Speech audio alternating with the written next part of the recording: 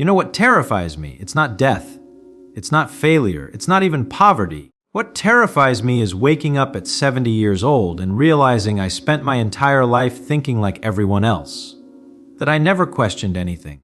That I just accepted what I was told, followed the path that was laid out for me, and died without ever really using this incredible machine we call the human mind. Richard Feynman once said something that should shake every single one of us to our core. He said the first principle is that you must not fool yourself, and you are the easiest person to fool. Think about that for a second. The person standing between you and greatness, between you and true understanding, between you and an extraordinary life isn't your boss, isn't your circumstances, isn't the economy. It's you. You are fooling yourself right now, in ways you can't even see. I want to talk to you today about why average minds stay average.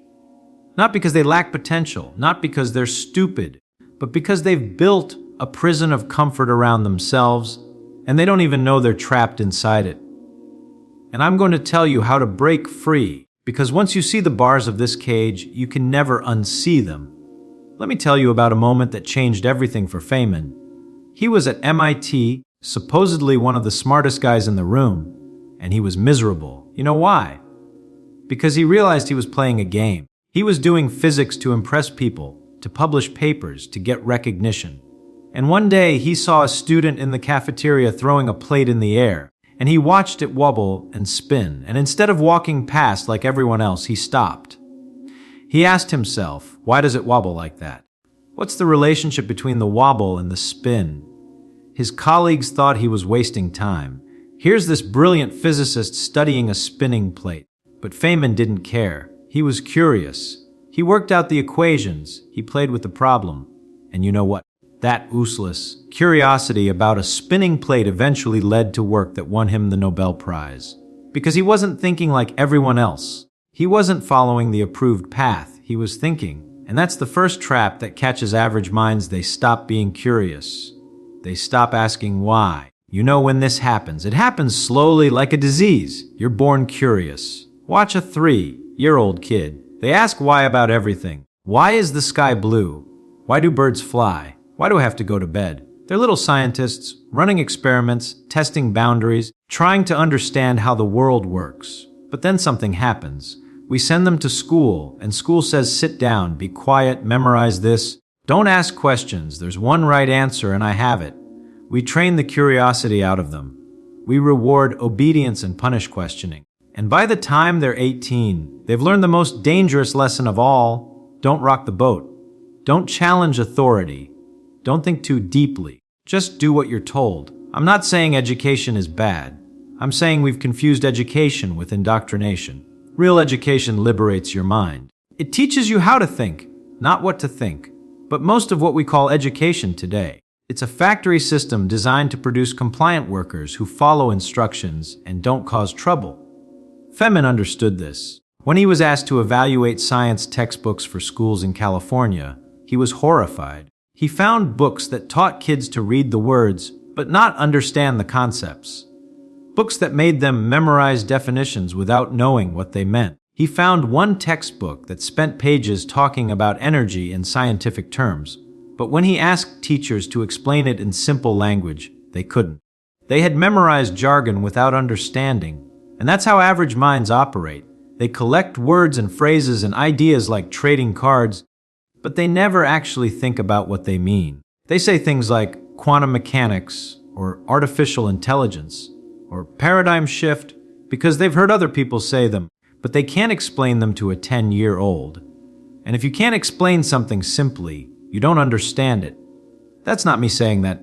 That's Feynman. The second trap that catches average minds is that they think in words instead of concepts. Let me explain what I mean. Someone asks you, what's gravity? And the average person says, gravity is a force that pulls things down. Okay, but what does that mean? What is a force? What does pulling mean? Why does it pull? They're using words to define other words, but there's no real understanding underneath. Feynman would approach it differently. He'd say, imagine you're in space floating. You and another person.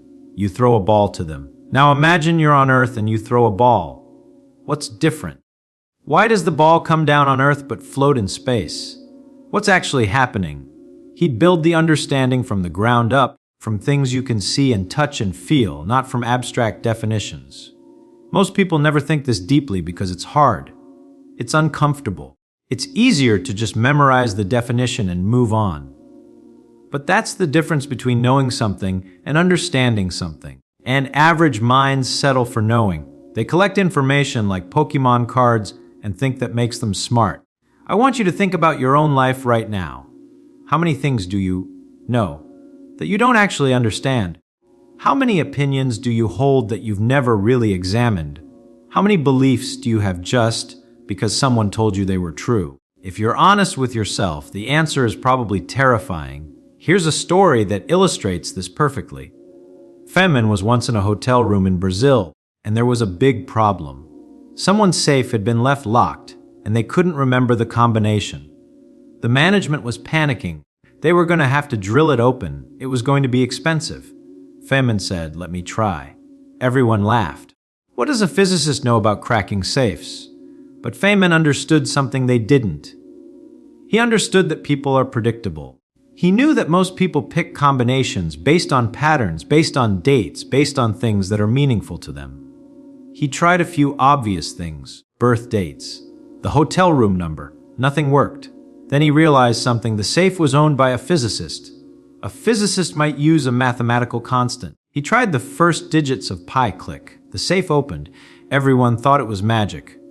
But it wasn't magic, it was thinking. It was understanding how people work, how systems work, how the world works. Average minds would have just called a locksmith and paid the bill. Feynman thought about the problem differently, and that made all the difference. The third trap that catches average minds is that they're terrified of being wrong. They need to be right all the time. They need to look smart.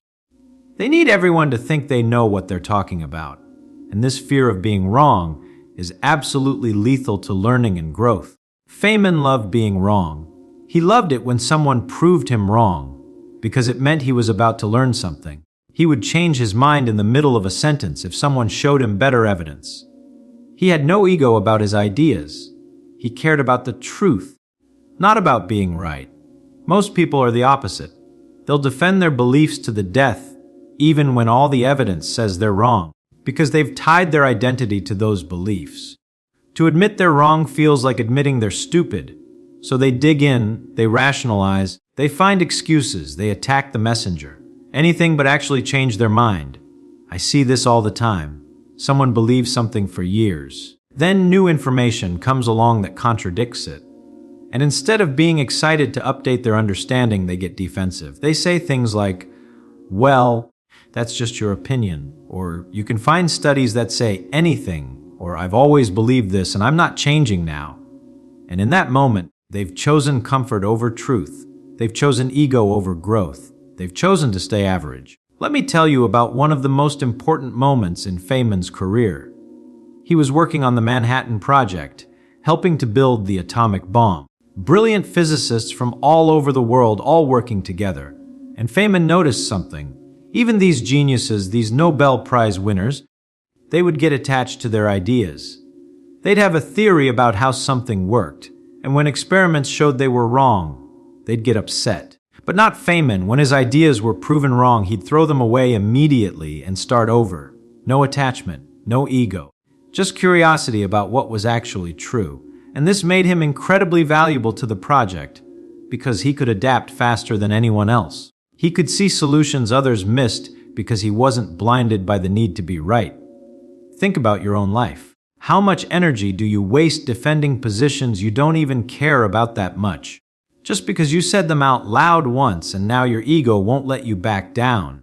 How many arguments have you had where you knew halfway through that you were wrong, but you kept arguing anyway because you didn't want to lose face? That's the ego trap, and it keeps you average. The fourth trap, and this one is huge, is that average minds confuse credentials with competence.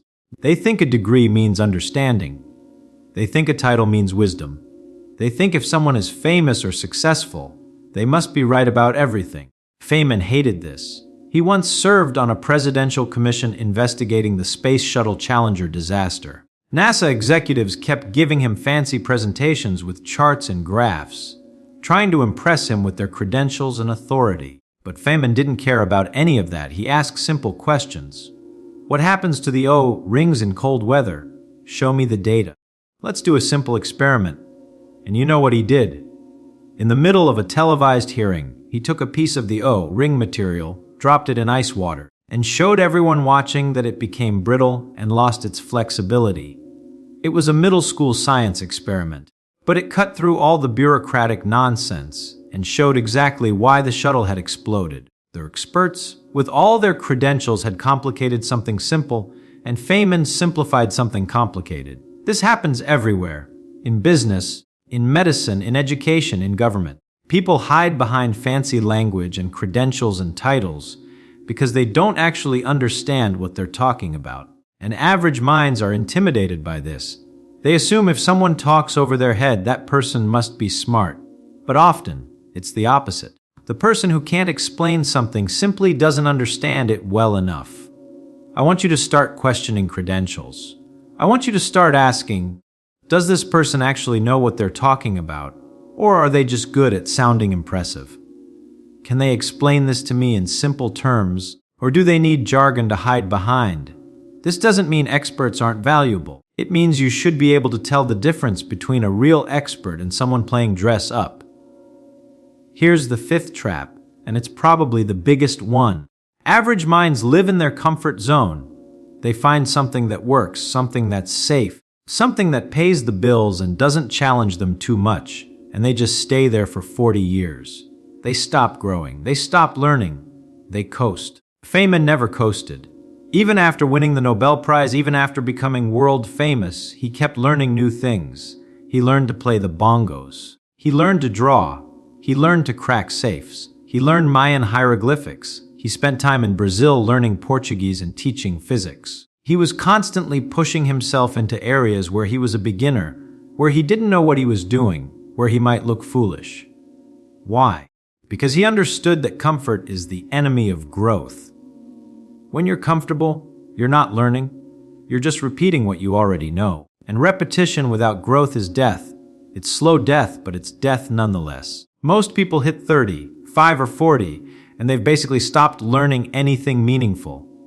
They've got their routines, their habits, their established ways of doing things, and they just run those same programs over and over until they retire. And then they wonder why life feels empty, why they feel disconnected, why they feel like something is missing. What's missing is growth. What's missing is challenge. What's missing is the feeling of struggling with something difficult and then mastering it. That feeling is what makes you feel alive. And average minds trade it away for comfort and security. I'm going to tell you something that might upset you. Your comfort zone is killing you. Not physically, but spiritually, intellectually, emotionally. Every day you spend doing only things you're already good at, only things that feel easy and safe, is a day your mind gets softer, weaker, less capable. It's like physical fitness. If you never challenge your muscles, they atrophy. Same with your brain. Feynman understood this deeply. He had this amazing ability to make complicated things simple, but he also had the courage to tackle things that made him feel stupid. And feeling stupid is essential to learning. If you never feel confused, if you never feel lost, if you never feel like you don't understand something, it means you're not learning anything new. You're just reinforcing what you already know. There's this beautiful story about Feynman and painting. He was friends with an artist, and one day the artist said to him, "You scientists don't really see the beauty of things. You reduce everything to formulas and equations, and you miss the real beauty." Feynman disagreed completely. He said, "When I look at a flower, I see what you see. I see the colors, the petals, the beauty, but I also see the processes that made it. I see the evolution that created this shape because it helps with pollination. I see the chemistry that creates the colors. I see the physics of how light reflects off it. My understanding doesn't diminish the beauty, it adds to it. That's what learning does. It doesn't take away from life, it adds layers of meaning and appreciation. But most people don't see it that way. They see learning as a chore, as something you do in school because you have to, not as something that enriches your entire existence. The sixth trap is that average minds outsource their thinking. They let other people tell them what to think about everything. They watch the news and let news anchors tell them what's important. They scroll social media and let algorithms decide what they should care about. They listen to podcasts and adopt other people's opinions wholesale without ever actually thinking through the issues themselves. This is incredibly dangerous. When you outsource your thinking, you outsource your agency. You become a puppet dancing to strings you can't even see. And the scary part is most people don't even realize they're doing it. They think their opinions are their own, but really they're just a collection of things they've heard from various sources, assembled into something that feels like a worldview, but is really just a college of other people's ideas. Feynman was viciously independent in his thinking. He didn't care what other physicists thought. He didn't care what was fashionable or popular. He worked through every problem himself, from first principles. Sometimes he'd arrive at the same answer as everyone else, but he got there his own way. And sometimes he'd find a completely different approach that no one had thought of. This is what you need to do. Stop asking, what do people think about this? And start asking, what do I think about this? Stop looking for the approved answer and start working out your own answer. It's okay if you arrive at the same conclusion as everyone else, as long as you got there through your own reasoning. Let me give you a practical example. Someone tells you, you need to invest in real estate because it always goes up. Average mind says, okay, sounds good. Everyone says that. Must be true. Better mind says, wait, always? Really? What about 2008? What about Japan in the 1990s? What determines real estate prices? Under what conditions do they go up? Under what conditions do they go down? What does invest even mean in this context? See the difference. One person is accepting information, the other person is thinking, and thinking is hard. It takes energy. It takes time. Most people are too lazy or too tired to do it, so they just accept whatever sounds plausible and move on. But here's what's interesting. The more you practice thinking for yourself, the easier it gets. It becomes a habit. You start automatically questioning things, examining assumptions, looking for flaws in reasoning. And this habit transforms your entire life because you stop being a passive recipient of information and become an active participant in creating your understanding of reality. The seventh trap is that average minds seek certainty when they should embrace uncertainty. They want clear answers, simple rules, black and white definitions. They're uncomfortable with, I don't know, or it's complicated, or the evidence is mixed. They want someone to just tell them what's true so they can file it away and not think about it anymore. But reality doesn't work like that. Reality is messy and complicated and uncertain. And the people who can sit with that uncertainty, who can be comfortable saying, I don't know yet, or the evidence suggests X, but I could be wrong, those are the people who can actually navigate reality effectively. Feynman had this incredible tolerance for uncertainty. He would say things like, I think this is probably true based on current evidence, but I could be completely wrong and I'm excited to find out. He held his beliefs lightly, always ready to update them. He understood that certainty is usually an illusion, and the people who are most certain are often the most wrong. Think about the people in your life who are absolutely certain about everything. Certain about politics, certain about religion, certain about how the world works, certain about what you should do with your life. Are these people usually right, or are they just confident? There's a huge difference. I've found that the smartest people I know are the ones who say, I don't know, most often. They're comfortable with uncertainty because they understand that the world is complex. The dumbest people I know are the ones who have strong opinions about everything, who never admit doubt, who always have an answer. They've confused confidence with competence, and they're usually wrong about most things. Here's what's paradoxical when you embrace uncertainty. When you're willing to say, I don't know, you actually become more effective at navigating the world.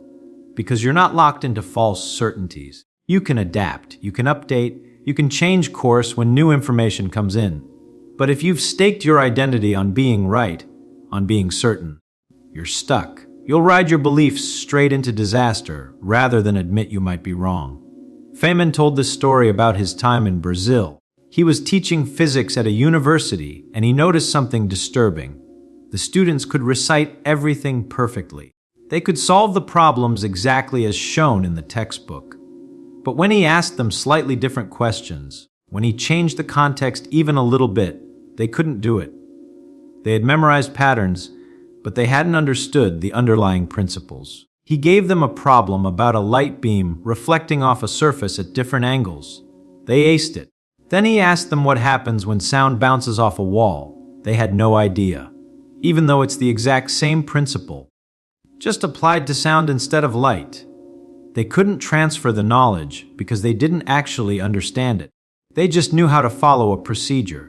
This is the 8th trap. Average minds learn procedures instead of principles. They learn what to do in specific situations, but they don't understand why. So when the situation changes even slightly, they're lost. They need someone to give them a new procedure, a new set of instructions. Think about your own work. How much of what you do is just following procedures someone taught you? And how much of it do you truly understand at a deep level? Could you explain why you do things the way you do them? Could you adapt those methods to a different context? Or are you just executing programs someone else wrote? The people who escape average thinking learn principles. They learn how things actually work, why they work that way, what the underlying mechanisms are. And once you understand principles, you can apply them anywhere. You don't need someone to give you instructions for every possible situation. You can figure it out yourself.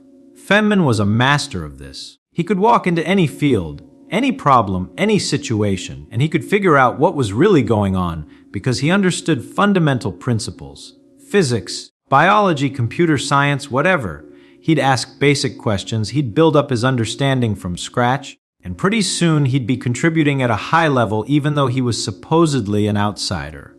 That's the power of thinking in principles instead of procedures. You become adaptable. You become creative. You become genuinely valuable instead of just being a human robot executing instructions. Let me tell you about the 9th trap, and this one is subtle but powerful. Average minds live in narratives instead of reality.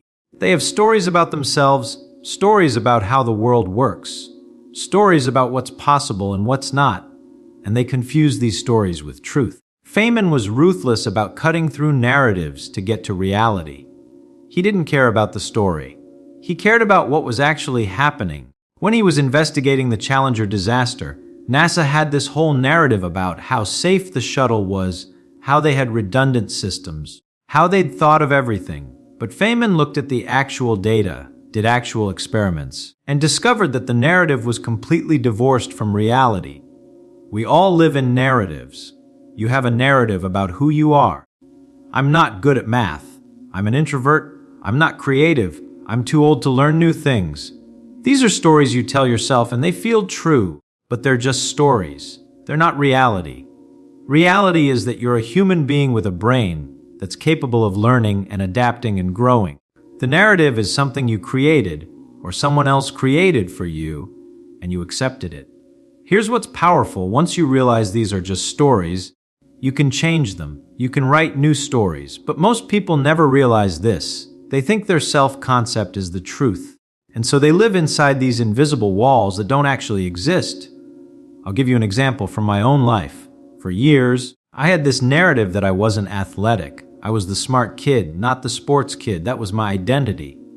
And because of that narrative, I didn't try in gym class. I avoided sports. I told myself I just wasn't built for physical activity. It wasn't until I was in my 30s that I realized this was complete nonsense.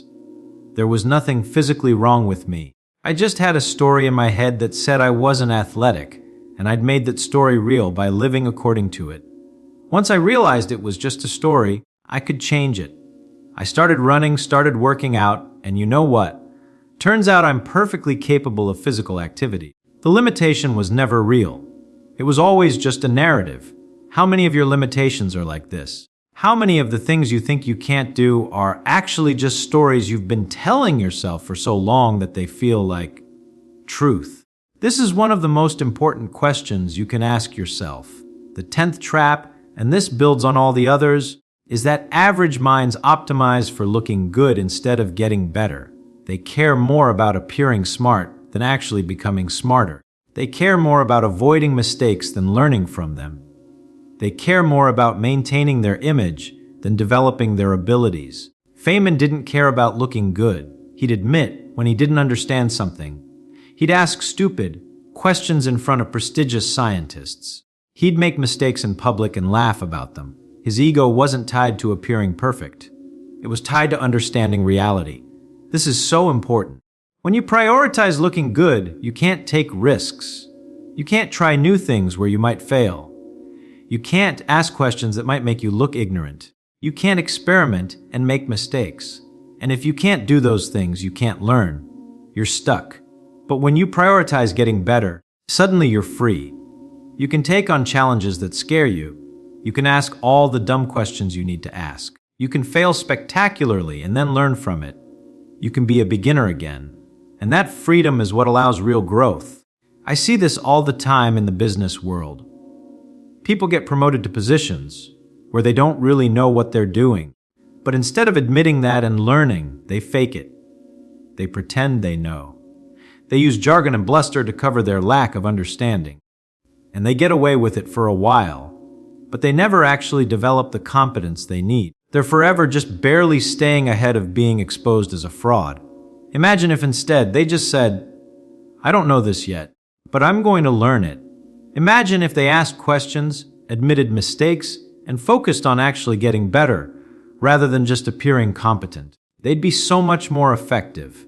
They'd learn so much faster. They'd actually become the person they're pretending to be. But that takes courage. It takes humility, and most people would rather maintain their image than develop real capability. Now, let me shift gears and talk about what it means to escape average thinking. Because I've spent a lot of time telling you what's wrong, but what's the solution? How do you actually break free from these traps? The first thing you need to do is cultivate genuine curiosity. Not curiosity about gossip or drama or what people think about you. Curiosity about how things actually work. Curiosity about why things are the way they are. Curiosity about what's really true. Feynman had this childlike curiosity that never went away. He'd see something ordinary, something everyone else ignored, and he'd wonder about it. Why does water swirl when it goes down the drain? Why do mirrors reverse left and right but not up and down? Why does ice float? These seem like simple questions, but when you really dig into them, they open up entire worlds of understanding. Start asking why about everything.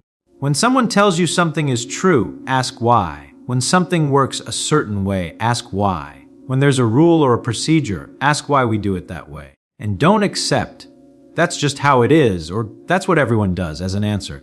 Keep digging until you understand. This is going to annoy people. People don't like it when you question things. It makes them uncomfortable. They'll say you're overthinking, you're being difficult, you're wasting time. But you know what? Those are the voices of average minds trying to pull you back down into average thinking. Don't listen to them. The second thing you need to do is think from first principles. This is what Elon Musk talks about, and he got it from studying physics, from studying people like Feynman. Instead of reasoning by analogy, instead of doing things the way they've always been done, strip away all the assumptions and start from what you know to be absolutely true. Feynman was a master of this. When he was working on a problem, he wouldn't look at what other people had done. He'd start from scratch. He'd say, "What do we know for sure? What are the fundamental laws that apply here?" And he'd build up his understanding from that foundation. Let me give you an example. Someone says, "Cars are expensive to manufacture because they've always been expensive to manufacture." That's reasoning by analogy. First principles thinking says, What is a car? It's a bunch of materials, glass, steel, aluminum, plastic, assembled in a certain way. What do those materials cost? What does it cost to assemble them? Could we use different materials?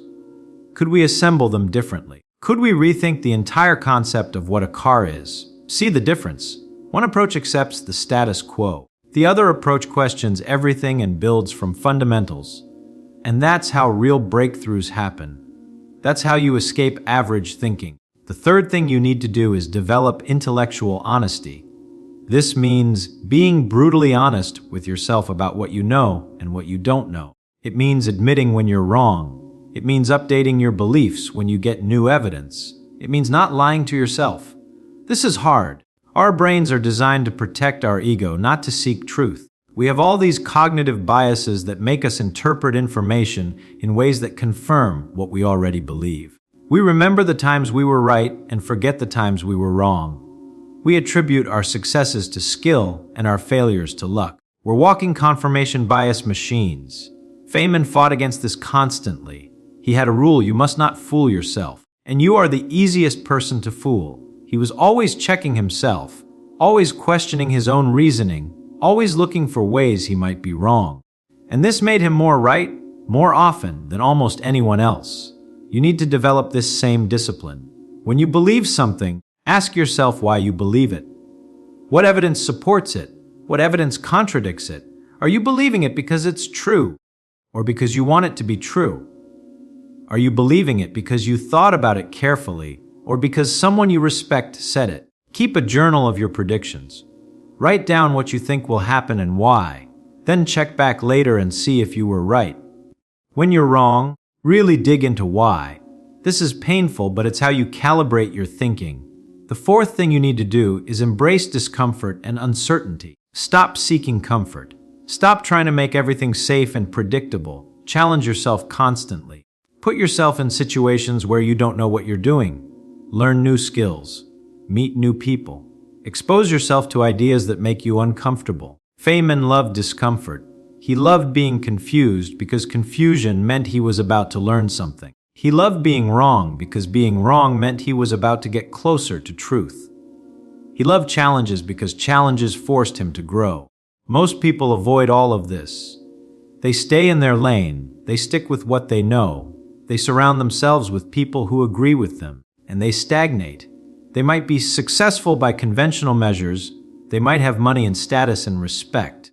But intellectually and spiritually, they're dead. They stopped growing decades ago. Don't let that be you. Seek out things that challenge you. Read books that disagree with your worldview. Learn skills that are completely outside your expertise. Have conversations with people who think differently than you do. Travel to places that are unfamiliar. Make yourself uncomfortable regularly and deliberately. The fifth thing, and this is crucial, is to think for yourself. Don't outsource your thinking to experts, authorities, or popular opinion. Develop your own understanding of things. Form your own opinions based on your own reasoning. Be willing to disagree with everyone if your reasoning leads you to a different conclusion. This doesn't mean you ignore experts.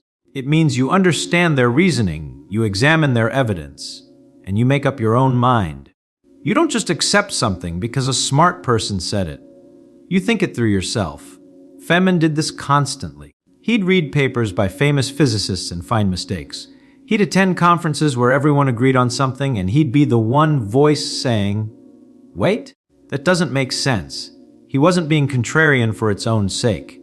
He was thinking independently and following the logic wherever it led. You need to develop this independence. Stop asking, "What should I think about this?" and start asking, "What do I think about this?" Stop looking for the right answer and start working out your own answer. Trust your own reasoning, even when it disagrees with consensus. Now, I want to talk about something that might be the most important thing I say today. All of this, everything I've been talking about, comes down to one thing: intellectual courage. That's what separates average minds from exceptional ones. Not intelligence, not talent, not opportunity. Courage. It takes courage to question your beliefs. It takes courage to admit you're wrong. It takes courage to ask questions that might make you look stupid. It takes courage to pursue understanding when everyone else is content with comfortable ignorance. It takes courage to think for yourself when everyone else is following the crowd. Feynman had this courage in abundance. He questioned authority. He challenged consensus. He admitted ignorance. He followed his curiosity even when it seemed impractical. And this courage, more than his genius, is what made him extraordinary. You have a choice right now. You can coast. You can think like everyone else, believe what you're told to believe, follow the path that's been laid out for you. It's safe, it's comfortable, and at the end of your life, you'll realize you never really lived. You were just a passenger, going through the motions, never fully awake. Or you can choose courage. You can choose to really think, to really question, to really understand. You can choose to be uncomfortable, to be uncertain, to be wrong sometimes. You can choose to use this incredible gift of consciousness and intelligence that you have. And at the end of your life, whatever else happens, you'll know that you actually lived. You were awake, you were present, you were thinking. Feynman died in 1988, but his warning echoes across the decades. Don't let yourself be fooled. Don't settle for average thinking. Don't waste this miraculous chance you have to understand and experience and create. The prison of average thinking is invisible, but it's real, and most people live their entire lives inside it without ever realizing they're trapped. But you're not most people. You're here, you're listening, and something in you knows there's more. Something in you wants to break free, to think clearly, to see reality as it actually is, not as you've been told it is. Let me tell you one final story. Near the end of his life, Feynman was asked if he had any regrets. He thought about it and said no. He'd followed his curiosity wherever it led. He'd thought deeply about the things that interested him. He'd refused to waste time on things that didn't matter. He'd lived exactly the way he wanted to live, thinking the way he wanted to think, not caring what anyone else thought about it. That's freedom. That's what escaping average thinking gives you. Not just better ideas or more success, though those often follow, but freedom. The freedom to think for yourself. The freedom to see the world clearly. The freedom to live according to your own understanding, not someone else's script. You're going to face enormous pressure to think like everyone else. From your family, your friends, your colleagues, society at large. Everyone has an opinion about how you should think, what you should believe, what you should do. And most of that advice, even when it's well-intentioned, is going to lead you toward average thinking. You have to resist this. You have to protect your ability to think independently like it's the most valuable thing you possess, because it is. Everything else in your life, your career, your relationships, your happiness, your contribution to the world, all of it flows from the quality of your thinking. Here's what I want you to do starting right now, today, this moment. Pick one belief you hold, something you're pretty sure is true, and question it. Really question it. Where did that belief come from? What evidence supports it? What evidence contradicts it? Are you believing it because you've thought it through, or because it's what you've always believed? Do this every single day. Pick a different belief each time. Question your assumptions. Examine your reasoning. Look for flaws in your own thinking. This is hard. This is uncomfortable. But this is how you escape average thinking. Second thing, commit to learning something completely new this year. Something you know nothing about. Something that's outside your comfort zone. And don't just learn it superficially. Really understand it. Ask why. Dig deep. Connect it to other things you know. Make it part of your worldview. Third thing, find someone who disagrees with you about something important and have a real conversation with them. Not an argument, a conversation. Try to understand why they think what they think. Try to see the world from their perspective. You don't have to agree with them, but you should be able to explain their position in a way they'd agree with. This develops your ability to think from multiple perspectives, which is crucial to escaping your own mental traps. Fourth thing, start a thinking practice. Every day, spend 15 minutes just thinking. Not consuming information, not scrolling, not listening to something. Just thinking about a problem you're facing, about something you're trying to understand, about connections between ideas. Train your mind to work on its own, without constant external input. Fifth thing, embrace saying, I don't know. Make it your default response when you don't actually understand something. Stop pretending. Stop bluffing. Stop nodding along when you're confused. Admit ignorance freely and then do something about it. Ask questions. Do research. Think about it, but start from honest acknowledgement of what you don't know. The average mind sees these things as threats, as challenges to their ego, as uncomfortable work that's easier to avoid. But you're not average, or at least you don't have to be. You can choose differently. Feynman's warning was clear. The person you have to watch out for, the person who's most likely to fool you and keep you trapped in average thinking, is yourself, your own ego, your own need for comfort, your own fear of being wrong, your own desire to fit in. These are the enemies. Not other people, not circumstances, not bad luck. You. And the good news is, because you're the problem, you're also the solution. You can change this. You can develop the habits of mind that lead to exceptional thinking. You can break free from the patterns that keep most people trapped. You can wake up, but you have to choose it. Every single day you have to choose it. Because the default is to slide back into average thinking. It's easier. It's more comfortable. It's what everyone around you is doing. The pull of the crowd is strong. This is why I started by talking about my fear. My fear of reaching the end of my life and realizing I never really thought, I never really questioned, I never really understood. I just accepted and repeated and followed. That terrifies me more than anything else. What terrifies you? What would it mean to reach the end of your life and realize you stayed average? That you had all this potential, all this capacity for understanding and insight and growth, and you just didn't use it. That you chose comfort over truth, ease over growth, fitting and over thinking deeply.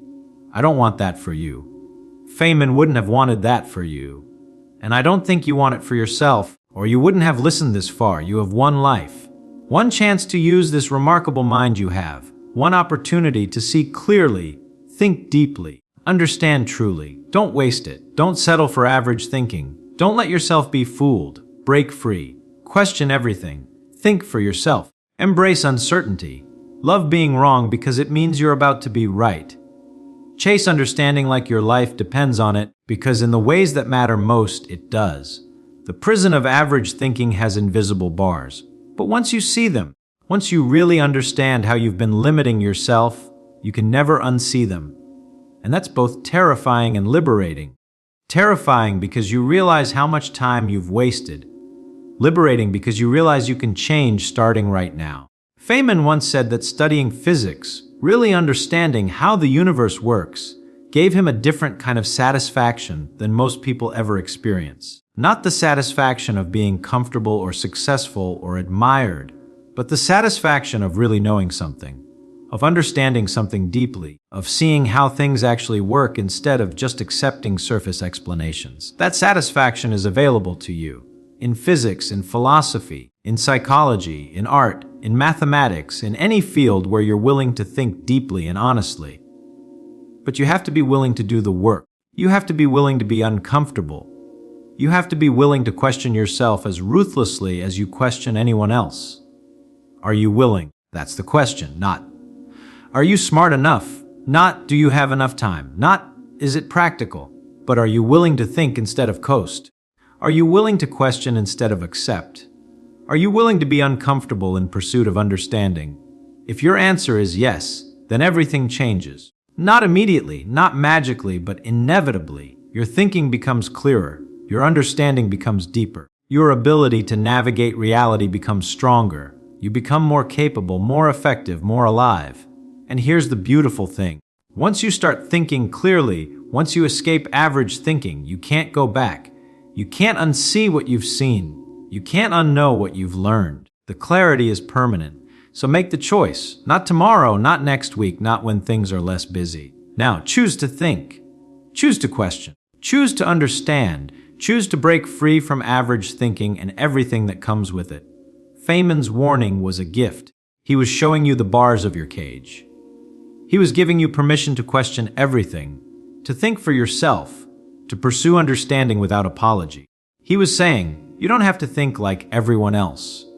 You don't have to accept what you're told.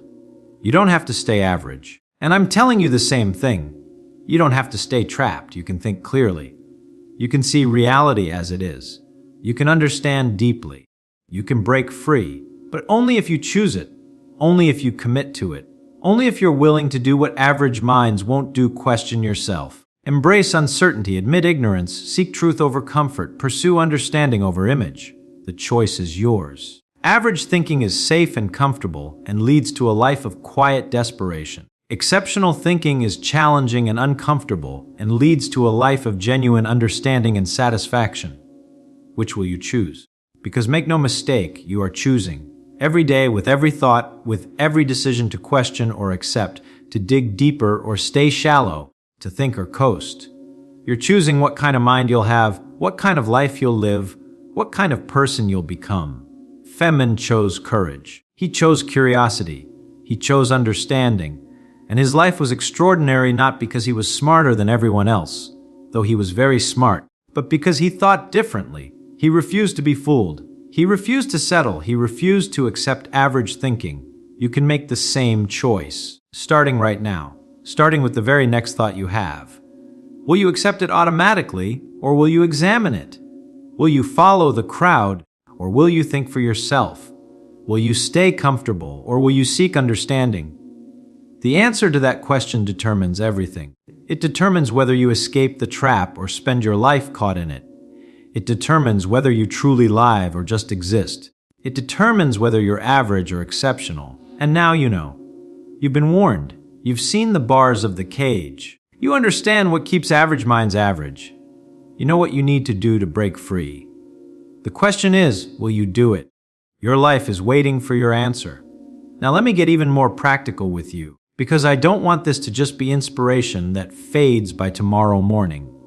I want to give you concrete tools you can use to escape average thinking, starting today. Let's talk about the Feynman technique.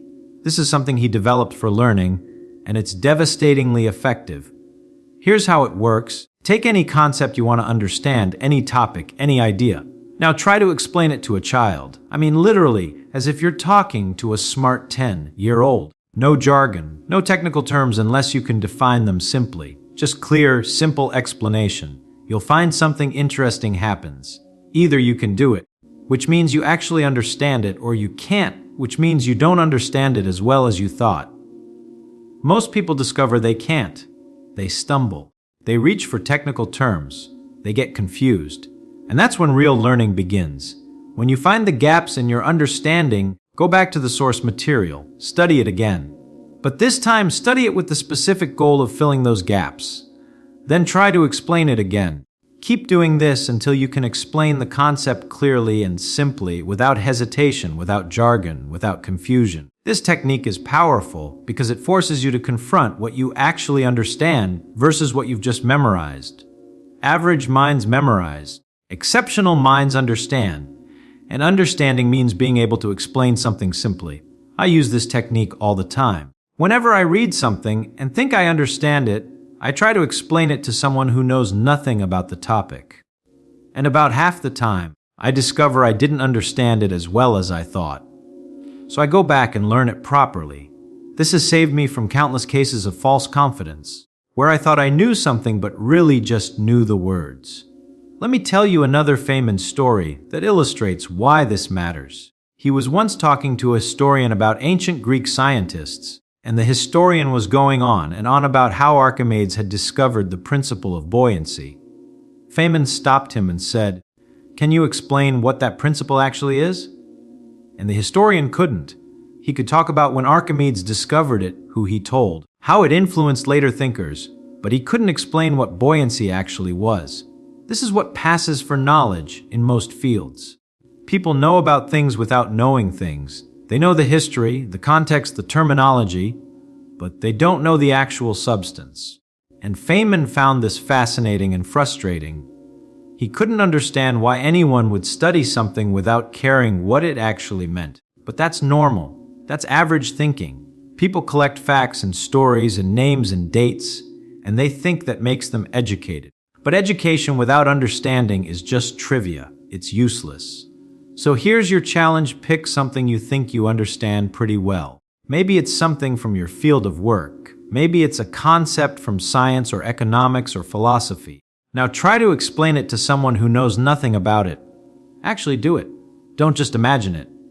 Find a friend or family member and explain it to them. See where you get stuck. This is humbling, but humility is essential to learning. Pride, ego, the need to appear smart. These things keep you trapped in average thinking. Humility, the willingness to admit you don't know something. That's what opens the door to real understanding. Now let's talk about another crucial skill, thinking in systems. Average minds think in straight lines. If X happens, then Y will happen. Simple cause and effect. But reality doesn't work like that. Reality is complex systems with feedback loops, unintended consequences, and emergent properties. Feynman understood this deeply. When he was studying physics, he wasn't just looking at individual particles or forces. He was looking at how systems behave as a whole. He understood that sometimes the whole is very different from the sum of its parts. Let me give you an example from everyday life. Someone says, "We should raise the minimum wage because people need more money." Sounds reasonable, right? That's linear thinking. More money equals better life for workers. But system thinking says, wait, what are all the effects of raising the minimum wage? What happens to employment? What happens to prices? What happens to automation? What happens to small businesses versus large corporations? How do these effects feed back into each other? I'm not arguing for or against raising the minimum wage. I'm saying that average minds think about it in simple, linear terms, while better minds think about it as a complex system with multiple interconnected effects.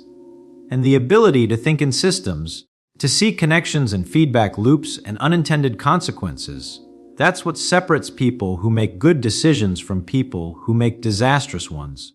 This applies to everything. Your health is a system. Your relationships are a system. Your career is a system. The economy is a system. The environment is a system. And if you try to intervene in a system with simple, linear thinking, you often make things worse, not better. So how do you develop systems thinking? Start by looking for feedback loops. When something happens, it causes other things to happen, which then loop back and affect the original thing. Your stress affects your sleep, which affects your performance, which causes more stress. That's a feedback loop. Once you start seeing these loops, you see them everywhere. Also look for delayed effects. Sometimes an action has immediate consequences and also long-term consequences that are completely different. Eating junk food feels good immediately but makes you feel terrible long-term. Studying feels hard immediately but pays off long-term. Average minds focus on immediate effects. Better minds think about delayed effects. Look for scale effects. Something that works at small scale might break at large scale. A system that's efficient with 10 people might be chaotic with 1,000. Average minds assume everything scales linearly. Better minds understand that scale changes everything. Feynman was brilliant at this kind of thinking. When he was working on the atomic bomb, he wasn't just thinking about the physics of the explosion. He was thinking about the entire system, how the uranium would be purified, how the parts would be manufactured, how the bomb would be delivered, what effects it would have, what it would mean for the future. Systems thinking, and this system thinking made him invaluable because he could see problems that specialized experts missed. The experts were looking at their piece of the puzzle. Feynman was looking at how all the pieces fit together. You need to develop this ability. Stop thinking in straight lines and start thinking in webs of causation. Stop looking at individual events and start looking at patterns. Stop focusing on one variable and start seeing the whole system. Here's a practical exercise. Take any problem you're facing right now. Write it down. Now list all the factors that contribute to that problem. For each factor, list what causes that factor. For each cause, list what causes that cause. Keep going until you've mapped out a web of interconnected causes. Now look at that web and you'll start to see the system. You'll start to see leverage points where small changes could have big effects. You'll start to see feedback loops that amplify or dampen effects. You'll start to think like Feynman. Let me shift to another crucial concept: mental models. Average minds have a few mental models they apply to everything. Better minds have a large toolkit of mental models and know which one to use in which situation. What's a mental model? It's a way of understanding how something works. It's a framework for thinking about a particular type of problem. For example, supply and demand is a mental model from economics. Natural selection is a mental model from biology. Compound interest is a mental model from finance. Feynman had an enormous number of mental models because he studied many different fields. He could think about a problem using physics, using mathematics, using psychology, using engineering, and often applying a mental model from a different field would give him insights that specialists missed. Charlie Munger talks about this too. He calls it a latticework of mental models. The idea is that if you only have one way of thinking about problems, you'll try to use that one way for everything. The old saying, if all you have is a hammer, everything looks like a nail.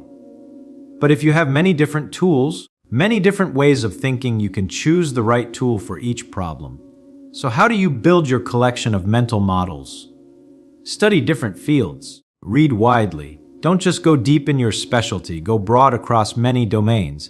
Learn the big ideas from physics, from biology, from psychology, from economics, from history, from philosophy.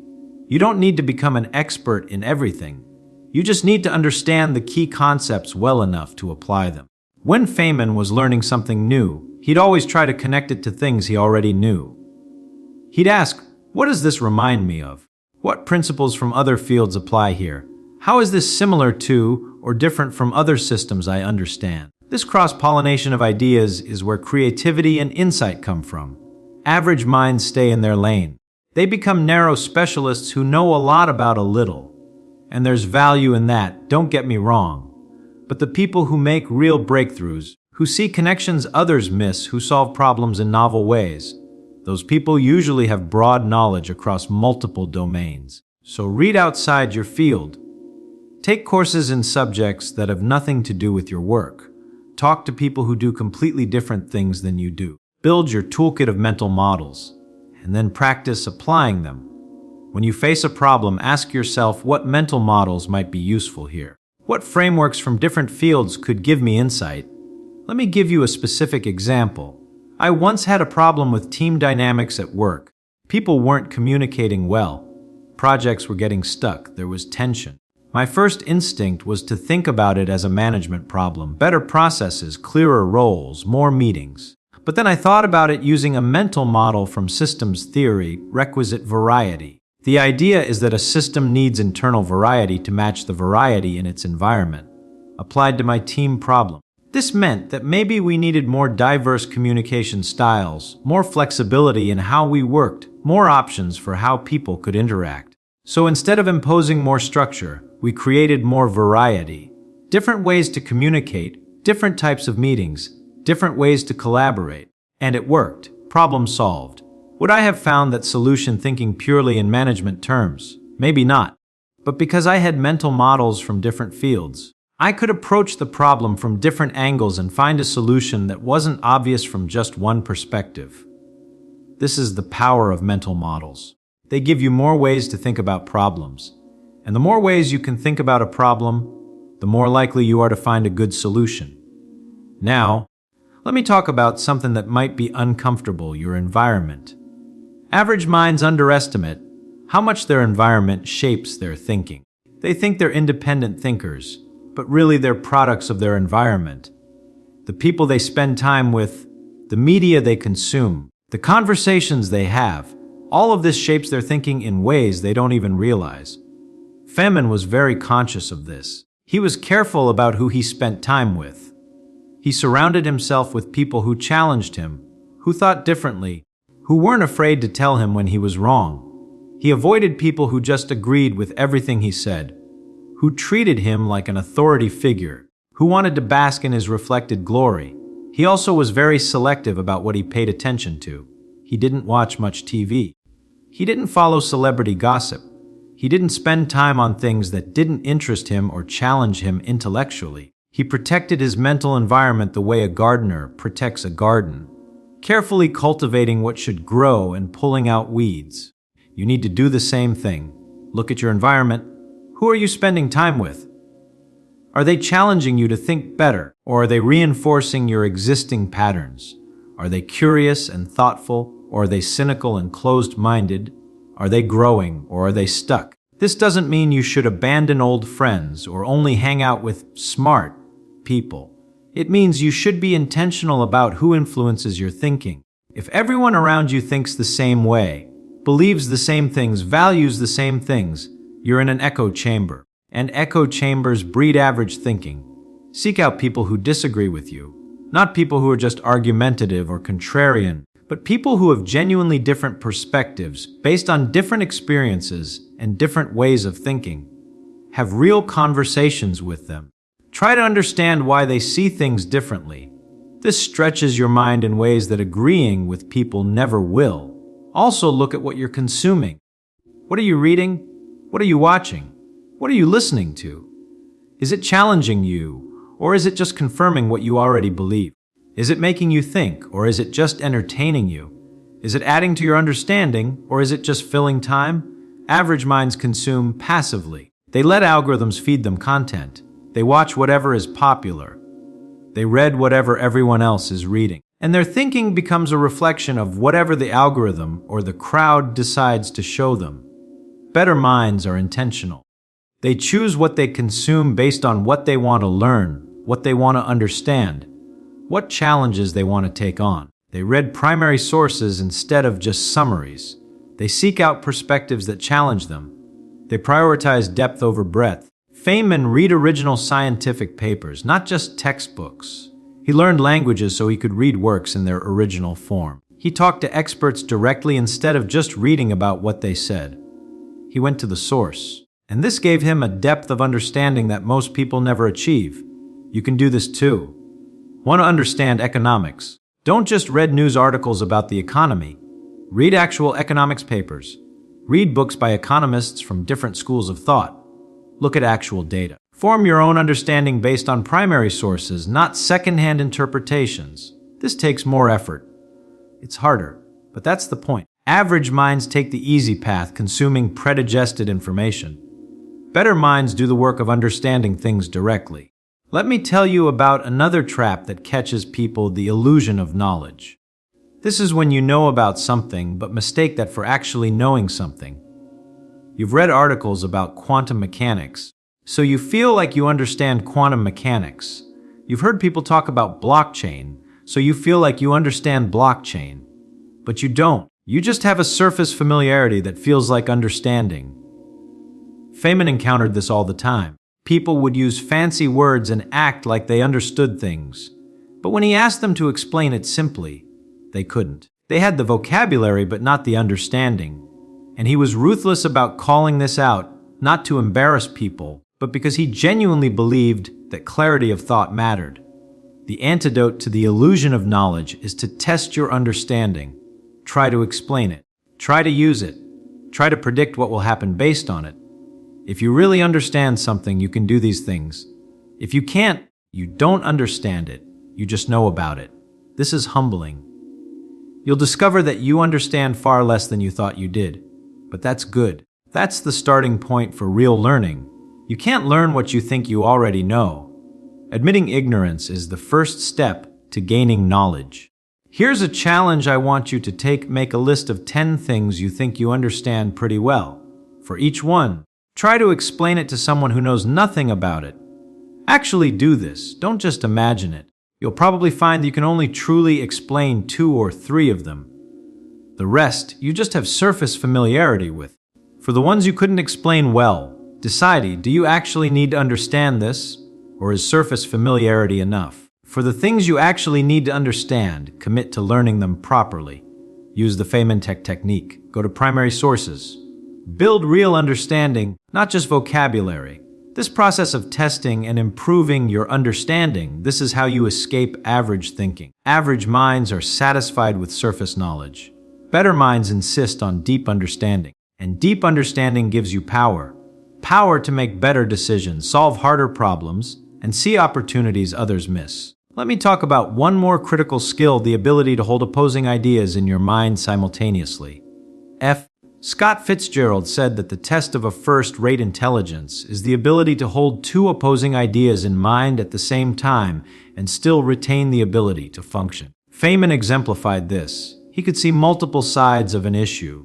He could understand different perspectives. He could acknowledge uncertainty and ambiguity without needing to resolve it immediately.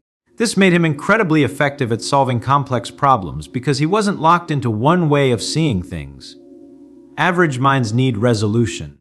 They need clear answers. They need to know who's right and who's wrong. They're uncomfortable with ambiguity, so they rush to judgment. They pick a side and then defend it, even when the evidence is mixed, even when the issue is genuinely complex. Better minds can sit with ambiguity. They can say, I see merit in both arguments. I don't know yet which is more correct. Let me gather more information and think about this more deeply. They don't need to have an opinion about everything immediately. This is incredibly valuable in our current world, where everyone is expected to have immediate, strong opinions about everything. Average minds rush to judgment because that's what's expected. Better minds take their time, think carefully, and accept that some questions don't have easy answers. Practice this. When you encounter a controversial issue, instead of immediately picking a side, try to understand both sides as deeply as you can. Try to make the best case for each position. Try to see why reasonable, intelligent people might disagree. This doesn't mean you can't ever take a position. It means you take positions thoughtfully, based on careful consideration, not on tribal loyalty or the need to appear decisive. Feynman did this constantly. In scientific disputes, he'd often say things like, Theory A has these strengths and these weaknesses. Theory B has these strengths and these weaknesses. Based on current evidence, I lean toward A, but I could be wrong, and I'm interested to see how the evidence develops. No dogmatism, no certainty, just careful, considered thinking. This kind of intellectual humility is rare. Most people, once they've announced a position, defend it to the death.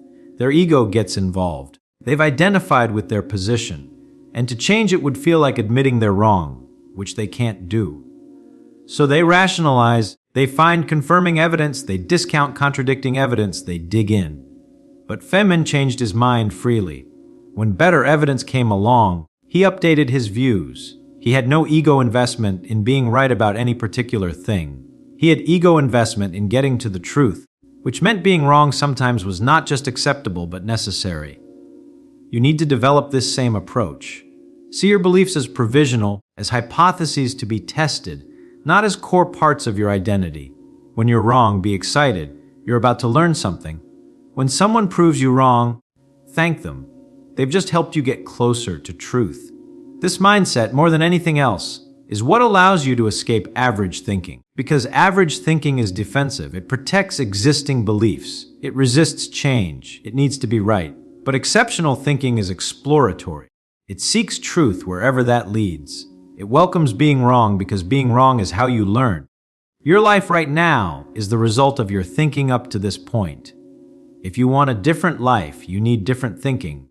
If you want to solve problems you haven't been able to solve, you need to think in ways you haven't been thinking. If you want to understand things you don't currently understand, you need to approach them differently than you have been. This isn't motivational fluff. This is practical reality. Your thinking creates your reality, not in some mystical law of attraction sense, but in the very real sense that the quality of your decisions, the depth of your understanding, the effectiveness of your actions, all of this flows from the quality of your thinking, and the quality of your thinking is not fixed. It's not determined by your IQ or your education or your background. It's determined by your habits of mind, and habits can be changed. You can learn to think more clearly, more deeply, more effectively. But you have to choose to. You have to put in the work. Feynman wasn't born thinking clearly. He developed that ability through practice, through discipline, through constantly questioning himself and checking his reasoning and being willing to be wrong. He made it look easy because he'd practiced it for so long that it became automatic.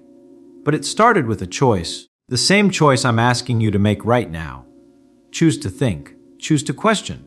Choose to understand. Choose depth over surface. Choose truth over comfort. Choose growth over stagnation. Choose to escape average thinking and everything that comes with it. This is not a one-time decision. This is a daily practice, a constant vigilance, a continual effort. Because the pull of average thinking is strong. It's comfortable, it's familiar, it's what everyone around you is doing. You'll be tempted to slide back into it every single day.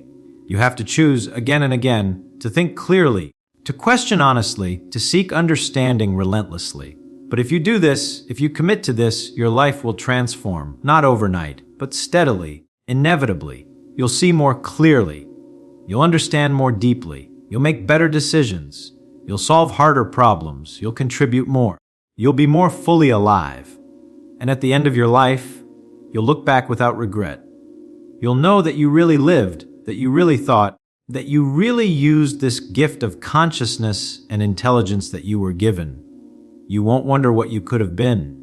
You'll know what you became. That's what's at stake. That's what this choice is really about.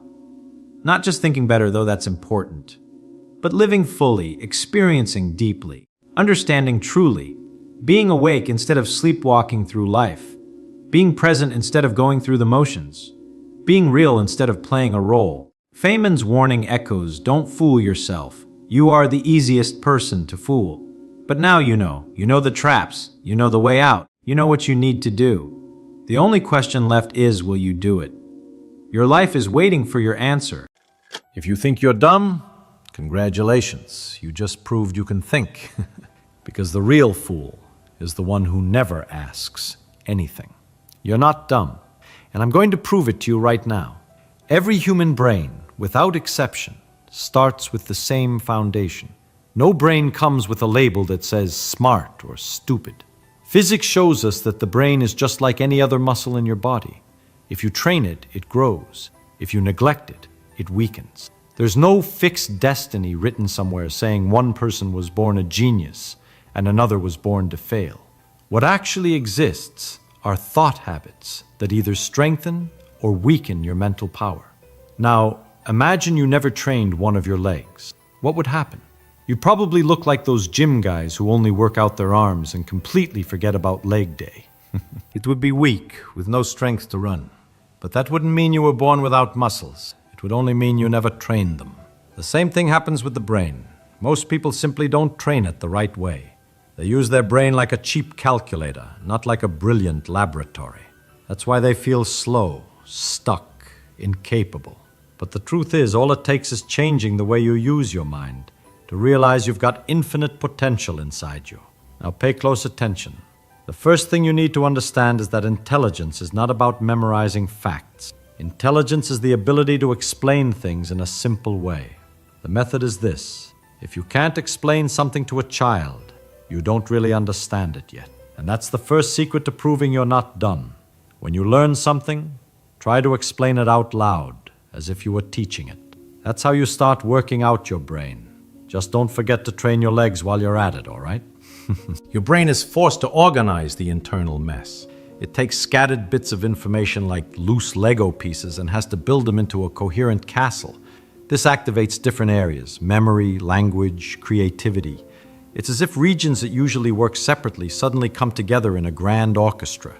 When you try to explain what you've learned, you're not just repeating it like a parrot. You're rewriting the knowledge inside your own head. And here's the key. If you want to learn any subject more easily, simplify it. The brain loves to turn everything into complications. It almost feels like the harder something sounds, the smarter a person thinks they are. But real intelligence is taking what's complicated and making it so simple that even a child can understand it. Want to see it in action? Take a look at this little monster of an equation. Beautiful, isn't it? Looks like something a NASA genius would scribble on a chalkboard. Just looking at it, most people freeze up and think, "That's it, I'm dumb, I'll never get this." But the truth is, what's really happening here is simple. All of that is nothing more than a complicated way of representing basic relationships between numbers. For example, right in the middle of all that chaos, you could say, this is just a fancy way of calculating the difference of two squares. And when you simplify it, it's really just x plus y. What looked like a mysterious equation is simply a sum in disguise. And that's the secret. When you simplify, the brain breathes. It understands the essence. Math isn't about memorizing giant formulas. It's about recognizing patterns. And the same goes for any field: physics, biology, finance. If you learn to search for the essence, the why behind things, suddenly everything becomes clear. No one is dumb when facing a hard problem. What we really have are bad explanations, messy and overcomplicated, that turn something simple into a maze. But when you force your mind to translate things into simple terms, you realize the brain was never the problem. The problem was always the way you were trying to learn. And it's not just in math. We simplify in physics, too. Someone walks in with authority and says, "The law of inertia describes that a body in motion tends to remain in motion." Sounds complicated, right? Want me to simplify? It's just this. If you kick a ball, it keeps rolling until something stops it. That's it. In biology, the same story. Someone says in a serious voice, "Photosynthesis is the biochemical process by which autotrophic organisms convert light energy." Phew, exhausting. Want the simple version? It's just the way plants invented to eat sunlight. Done. No mystery. And you know what's best about all this? This way of learning is actually more fun. Because let's be honest, traditional studying is boring as hell. It's like trying to memorize an entire phone book just to look smart. But when you learn to simplify, when you turn the complicated into something simple, that's when the real fun begins. That's the moment the genius is born, the one who enjoys asking questions, who smiles when discovering the why behind things, who takes pleasure in turning mystery into clarity.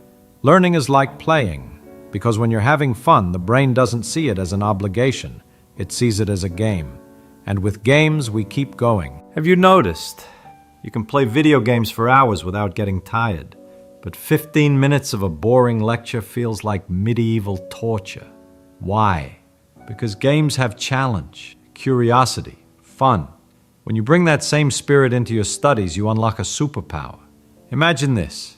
You take a tough math problem, or some crazy concept in physics, and instead of thinking, oh my God, I'll never get this, you think, okay, how can I turn this into a joke?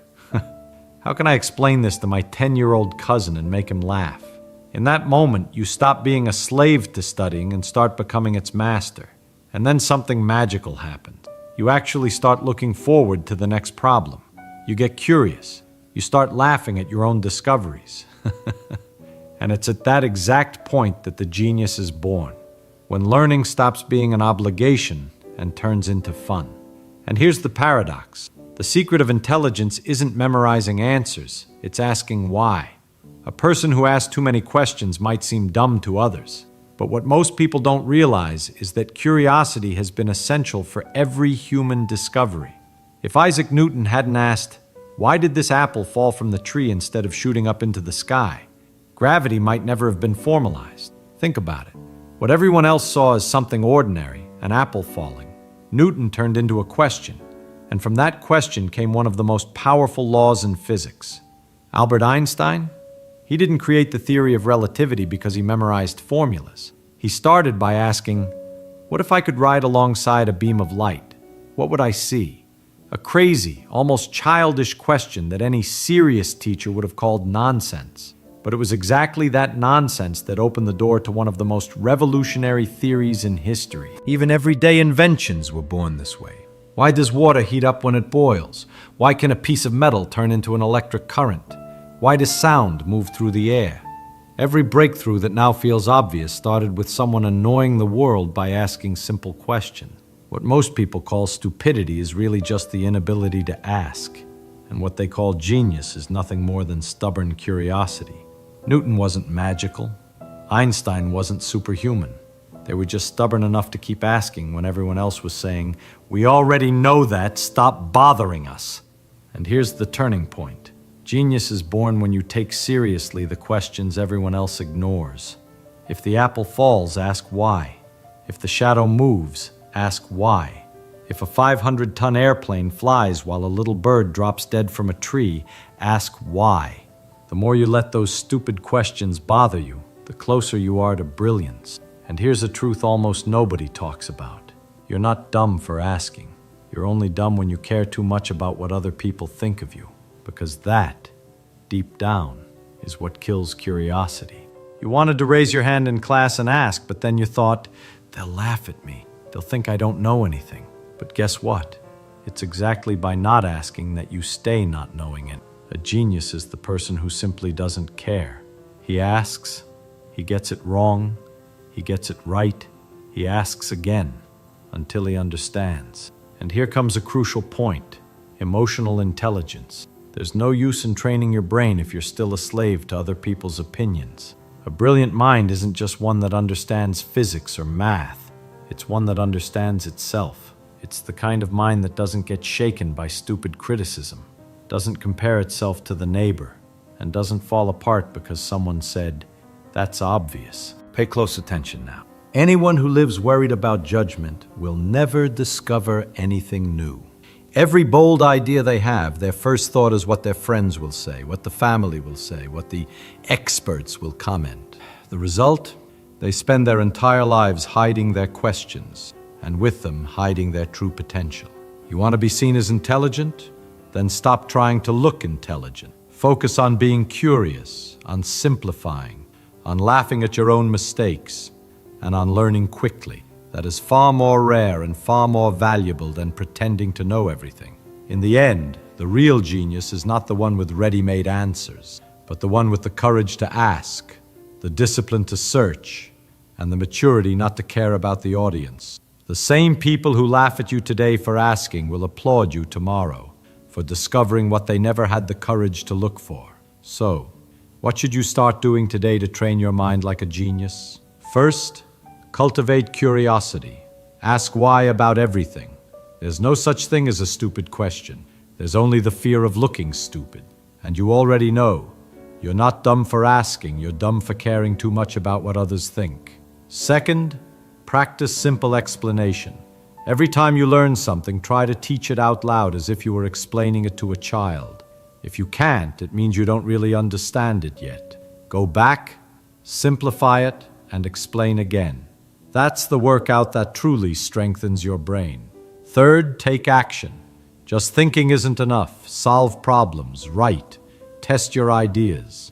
Action is the final exam that shows whether you truly understood or if you were just memorizing. Fourth, practice concentration. Stop letting yourself get distracted every 5 minutes. When you focus on one single thing, your mind works like a laser. Fifth, build self-confidence. Don't wait for applause. Every genius has been called crazy at some point. The difference is they kept going anyway. Curiosity plus simple explanation plus action plus concentration plus self-confidence. That is the manual that proves you were never dumb. You just needed to learn how to use your brain the right way. And remember this, inside your head you carry the same kind of brain that wrote symphonies, that built rockets, that discovered gravity, that decoded DNA. You have a brain capable of finding the cure for cancer, of creating technologies that don't even exist yet, of transforming your life and the lives of millions of others. The problem was never you. The problem was believing you were limited, that you had no talent, that you weren't born a genius. But the truth is, the genius has always been inside you, waiting for you to stop being afraid to ask, to stop going silent in front of what you don't understand. Never forget, every time you ask why, you open a new door inside your mind. Each answer leads to another question, and it's in that endless path. If you think you're dumb, congratulations, you just proved you can think. Because the real fool is the one who never asks anything. You're not dumb, and I'm going to prove it to you right now.